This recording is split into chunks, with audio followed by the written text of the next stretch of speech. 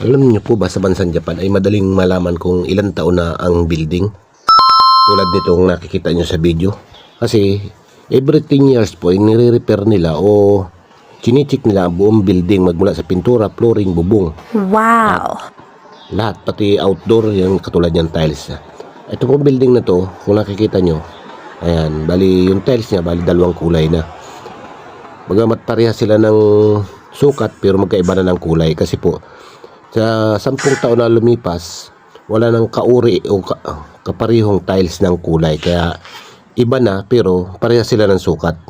Kaya yung building po na yan ay umaabot na ng humigit kumulang ng 30 years.